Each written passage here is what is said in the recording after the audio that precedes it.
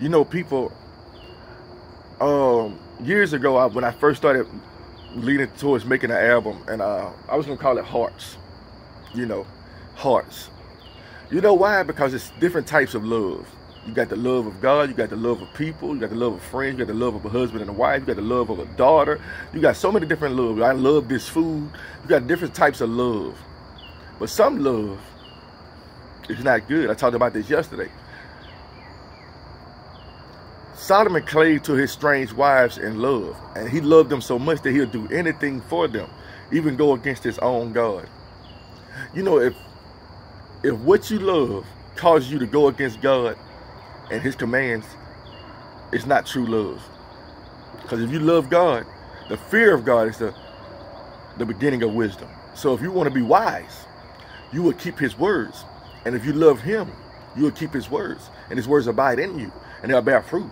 And people are going to start seeing it in you. I ain't going to lie to you, people. I can be quite flirtatious. Sometimes I try my best not to, you understand? But at the same time, I'm no fool. You understand? I'm not finna go after any woman. I'm not. You know what I'm saying? My goal is to seek after a wife. And it's weird how the last few women that have been in my life have been taken from somebody else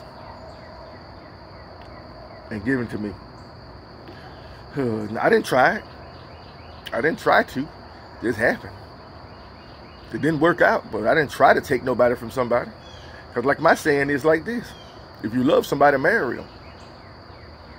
If they don't love you enough to marry you, they might not know about with you. And if they married and talking about they love you, that ain't real love. Love your husband. I remember years ago, I had to tell somebody just that. Years ago, I ain't gonna say no names, but I'm gonna tell you the story. I was somewhere chilling, having a good time. Saw somebody I once knew, and we was catching eyes, and the question came up, what are you about to do? I was like, well, I know what that means, but I knew this person was married. I was like, let me tell you something. That question right there, you know it's going to lead to disaster. You know, because if we leave here together, and you being married, you already know what's going to happen. I was like, for now, how about I start taking your husband with you? I was drinking. I was like, spend time with your husband. You understand? You're married. Honor it. I told people about it. You are a fool. Houston, you should have took that.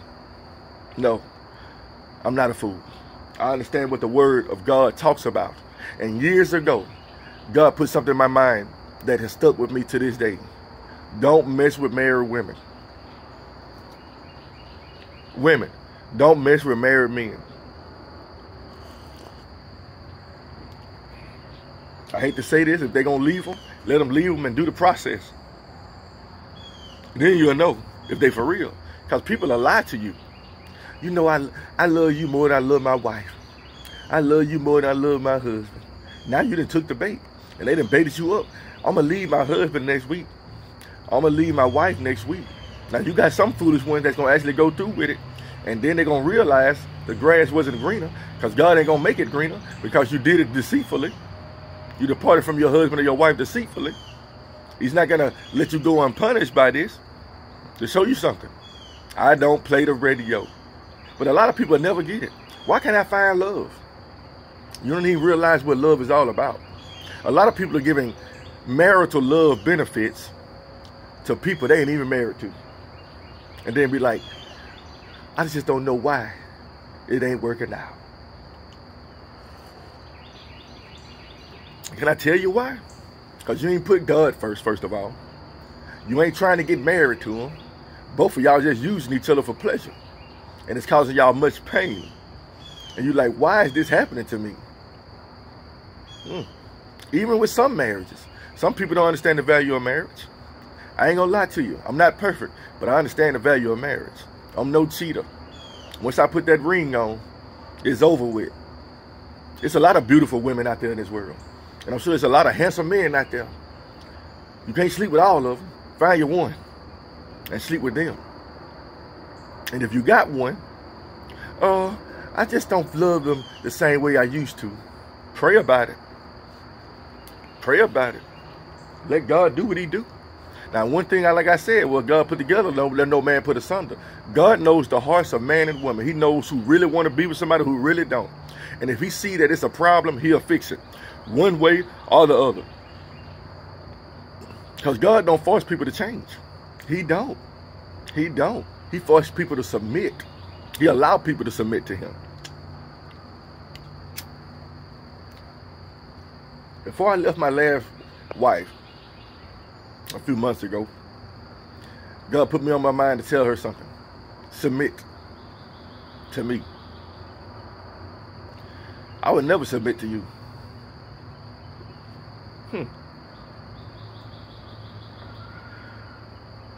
Wives, submit to your husbands. So you would never submit? All right. I guess we ain't together no more.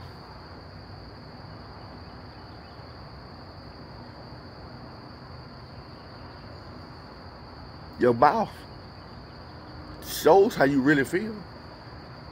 Calm down. Baby, I didn't mean none of that. A few hours later, I hate you. I want you out of here.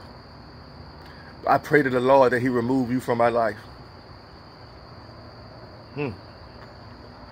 That's what you want? I will remove him. And I'm going to use your hands to do this. I'm going to allow you to kick him out. And then I'm going to allow him to stay gone. Because you asked for it. Don't get mad now. Don't get mad at him. And don't get mad at the plans I got for him. You abandoned him. If you love someone, if you truly love him, you wouldn't want him gone. Double-minded, God's going to make up your mind for you. He's going to do what's best for the situation. Because he sees what's best for both of you. You understand? Why does God allow divorce? Because of the hardness of your hearts. That's why you got to get your hearts right. You know, I love marriage. I love seeing people happily married.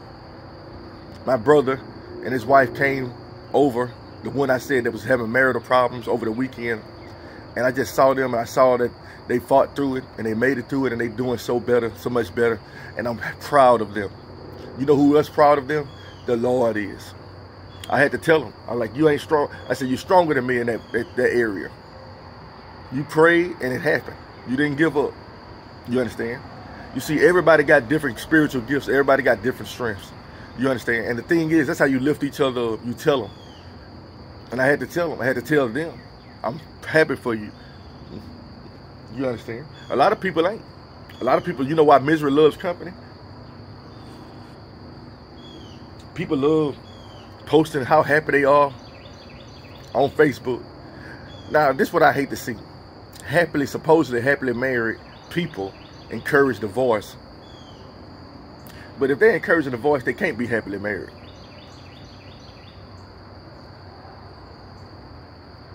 They can't be if they encourage it. And a lot of your friends in your life do not care if you're happy or not. Don't care if you're married or not. Just don't care. They want you to be with them. You see, by keeping you on the outside, they can trick you to do different things. You ain't settled down with one person, but you're trying to give somebody your heart, but you ain't settled down. So go out with us. Come to the club with us. Party with us. Why? You understand? They love to try to pull you back out there. Ever since I've been separated from my wife, you always be surprised how many invites I done got about going to the clubs. But they knew not to invite me when I was married, because guess what I would say most of the time? I'm good. I'm going home. Guess what I'm doing now? I'm good. I'm going home. There's nothing out there for me. If I'm not planning on doing the Lord's work when I'm out and about, maybe I shouldn't go. You understand? Maybe I shouldn't go. You got to use your discernment. You trying to find a husband or a wife, let it find you. God will lead you. He'll direct your path. If you trust in him, he'll direct your path. And when he direct your path, he's going to direct you away from the strange woman or the strange man's arms. He's going to do that.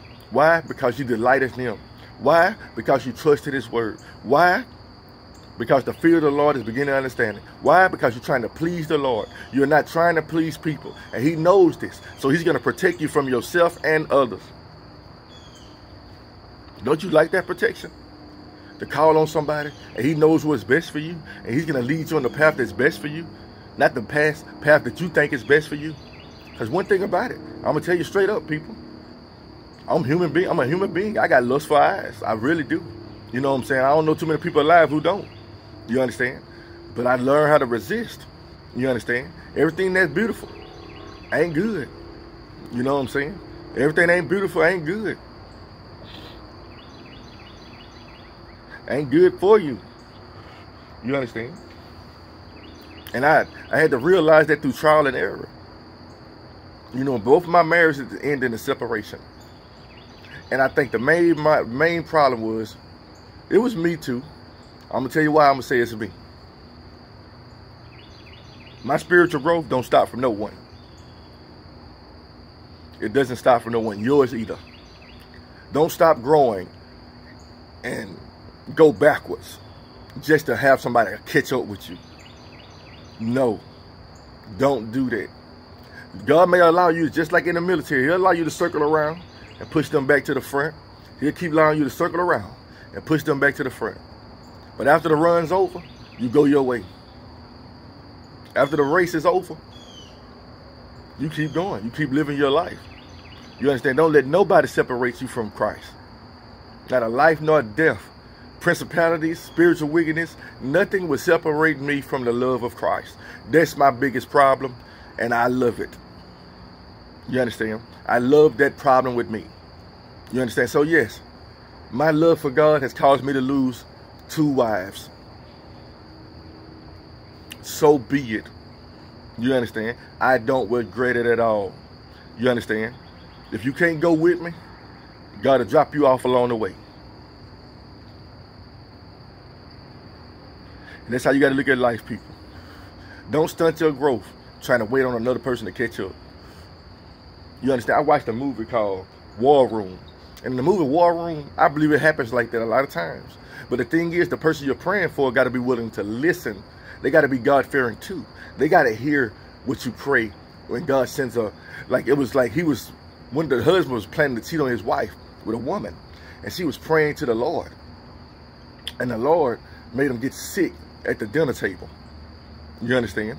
The Lord caused him to lose his job and all kind of things to go back home and get stronger with his family. I believe it works that way. But the other person has to hear his voice. What I just talked about in one of the Psalms. I will be found of them that seek me. That person has to know God in some form or fashion and believe in him and hear his voice. The thing is, you trying to get through. Who that was one of the prophets, right? He was praying to an angel. He was praying to the Lord. And the Lord sent the angel Michael, or Gabriel, one of them, to get to him. And the angel got there. He was like, I had to fight through a host of enemies to get to you. When you send prayers up, you got a host of enemies around about the people you pray for. And they got to fight, those angels got to fight through them. But if they letting them host of enemies get into their life and control their lives wholeheartedly, it's going to be hard for that angel to get through. Like I watched another movie. It was called, I can't remember the name of it, but it was showing angels and demons and a war raging on. But you can see the angels, you can see the demons. And the angel was outside the house waiting to be invited in. But he couldn't get in because somehow they didn't let the devil in. And good and evil cannot coexist in the same place.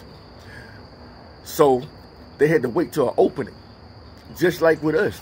Those angels got to wait for that opening to get in. That means somebody got to open up, listen up, hear the Lord, answer the call, and let him in. You know, prayer does work, but it's a 2-way street. Actually, a 3-way. Prayers go up, help comes down. I talked about this before. Prayers go up, help comes down. Now, when the help comes down, it still got to fight through things to get to you.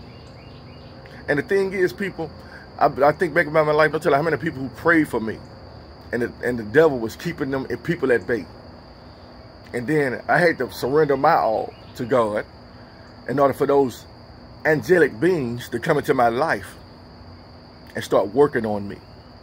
I had to be opened up to the spiritual realm in order to realize where my help comes from. And if a person don't realize where their help comes from, you can send 1,000 prayers there. 1,000. Think about the people in the wilderness, 40 years to go what should have took 3 days or 11 days or whatever. And during that time, God's constantly trying to reach these people. But some of the people were able to be reached because their heart were not right with God. But he gave them 40 years. So far in my life, I'm about to be 41 years old, May 17th next week. For 40 years, I feel the Lord has been calling to me. 40 years. And a few years ago, I actually accepted him. I actually opened myself up to him. I actually let him in. And when I let him in, dark forces started scattering. Dark forces started coming. Heavenly forces started coming. I started to see that the spiritual realm in a whole different perspective. When I gave my life to God, the spiritual realm opened up. And I realized what's out there. And I realized God works through people. And the enemy also works through people. You remember with Hannah. Samuel's mother, I think her name was Hannah. And her adversary was one of her husband's other wives. She would make fun of her because she couldn't have babies. He said the adversary vexed her all the time. And the adversary took the form of a woman, making fun of her. You can't have kids, nah, nah, nah, nah, nah. And God heard her cry. And God heard her cry, opened up her womb, and closed her adversary's womb. And God will do just that for you. He'll close the womb of your adversary. He'll close them off. He'll distance you from them. He'll show you that he delighteth in him. He'll show the world that he favors you. You understand? Don't you want that? Don't you want that constant favor and that constant admonition from the Lord to let the people know that he's for you? And guess what? You're going to gain enemies like that. So be it. Doing the right thing. You think doing the right thing is going to get praise. A lot of times it's not. Can I tell you another story? During my first marriage, I was married. I told this story before. A woman came to me, flirting with me, married. You understand? Turned her down. 2 people at the same job, married. You understand? And years later, I told my wife at the time, you should have went. I'm like, what? What's wrong with you? No. You know what I'm saying? No. That's not my cup of tea. I don't want something that's somebody else. One thing about it is, I ain't always trying to be in first place in the race. But in a marriage, I'm trying to be in first place. I'm not trying to be second to nobody. I don't want to have to call somebody up. Hey, when you leave from with your husband, come see me. Now I'm depressed and I'm acting like everything good. I hear all these people that go out there in the world and sleep with multiple women. They act like they so happy.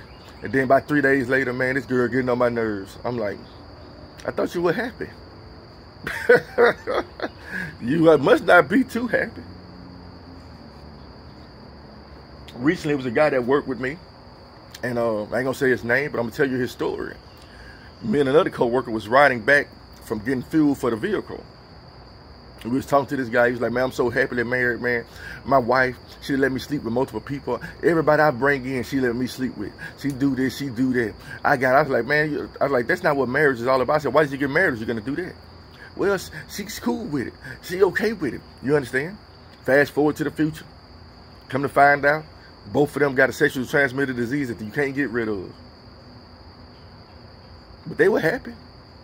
The wages of sin are there, they were happy. Sometimes that stolen waters are sweet, they were happy. Going against the Lord's commandments. And then God punished them. Actually, they punished themselves. God just allowed it to happen. You think it's okay? I'm going to give you over to the imagination of your heart. I'm going to let you have threesomes in your marriage. I'm going to let you have menage a trois. I'm going to let you have an open marriage because you think it's okay because y'all agree with it. But the thing is, the Lord don't agree with it. Ask Samuel. Ask Abraham. You can sleep with my maidservant. Oh, come on. You can sleep with her. As soon as the baby came, get that whore out of my house and her bastard child. Let me pause now. We'll continue.